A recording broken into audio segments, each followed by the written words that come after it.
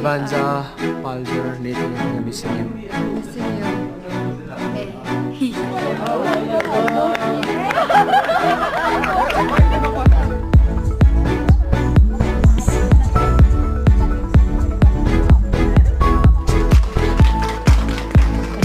Apa din nun?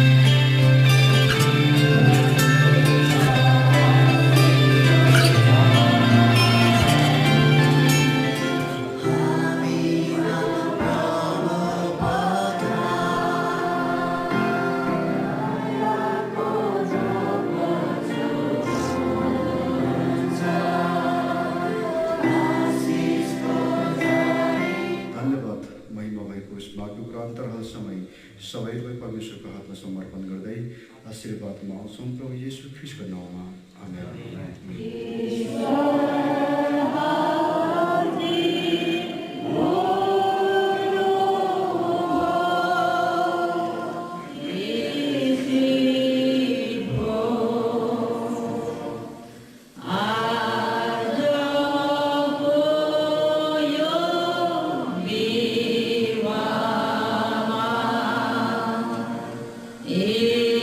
Israel, oh,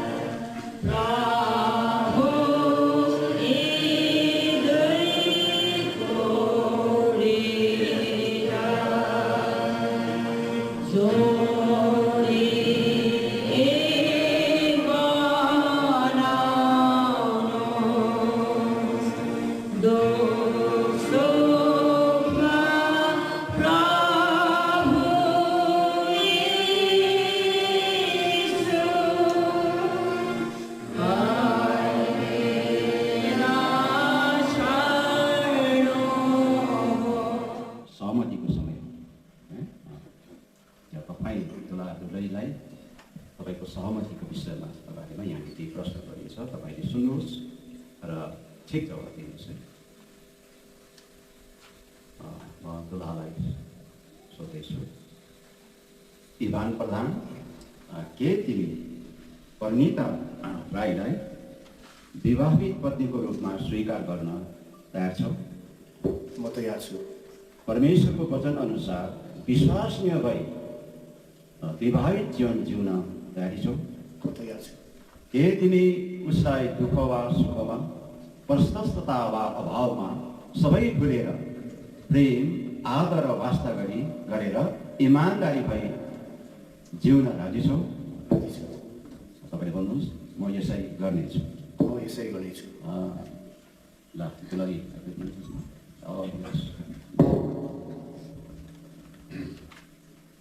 Pranita Rai, के तिमी Ivan प्रधानलाई विवाहित पतिको रूपमा स्वीकार गर्न तयारी छौ?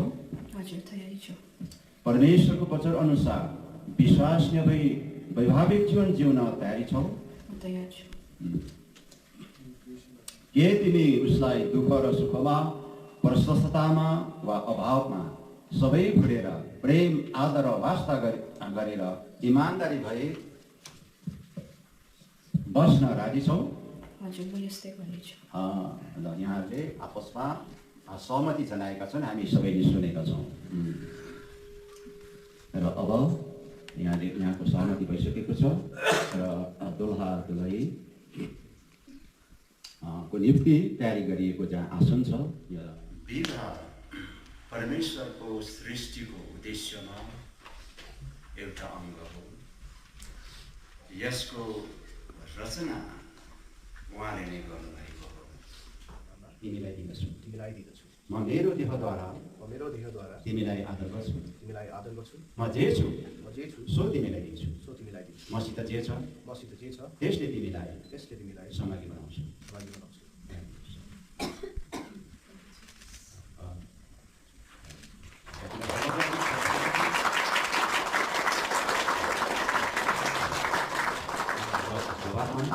दुलैले भन्नेछ, म यो औँठी हाम्रो विवाहको चिन्ह स्वरूप पिता, पुत्र र पवित्र आत्माको नाममा तपाईँबाट ग्रहण गर्दैछु। म मेरो देहद्वारा तपाईँलाई आदर गर्छु। म जे छु सो तपाईँलाई दिन्छु। मसित जे छ त्यसको तपाईँलाई सहभागी बनाउँछु।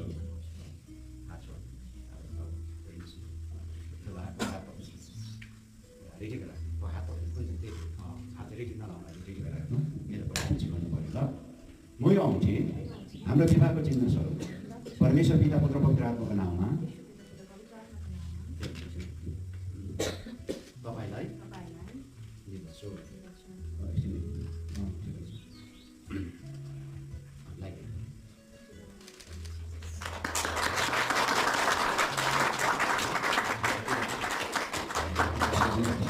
म यो औँठी हाम्रो विवाहको चिन्ह स्वरूप परमेश्वर पिता, पुत्र र पवित्र आत्माको नाममा तिमीबाट ग्रहण गर्दैछु।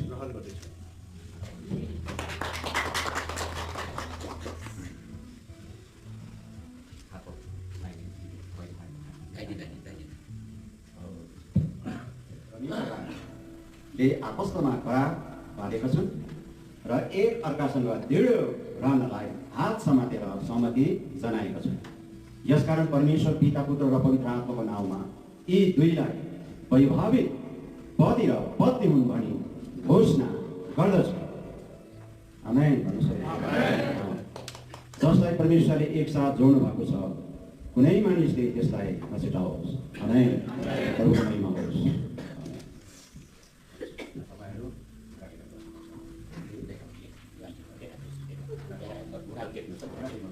हे सर्वशक्तिमान परमेश्वर, यी दुईलाई आशिष दिनुहोस्। तपाईँको महिमे उहाँ यिनीहरूमाथि चम्काउनुहोस् र यिनीहरू तपाईँको शान्तिमा जिउन सकुन्। अगुवाई गर्नुहोस् र तपाईँको मार्गमा हिँड्न र तपाईँको नजरमा जुन उचित र असल आदरणीय छ त्यसैमा निरन्तर लागिरहन सकुन्। यिनीहरूले आपस्तमा बाँधेको करारको सम्झना गरी सोही अनुरूप एक अर्काप्रति विश्वासनीय र इमान्दारी भइरहन्। पिता पुत्र र पवित्र आत्मा त्रिएक परमेश्वरको आशिषले हरेक क्षेत्रमा फलिफाप र उन्नति प्रशस्त हुन् र यिनीहरू सधैँ तपाईँको भय मानेर औ तपाईँकै इच्छामा चलेर एक असल ख्रिस्ट परिवारको उदाहरण बन्न सकुन्। आमेन।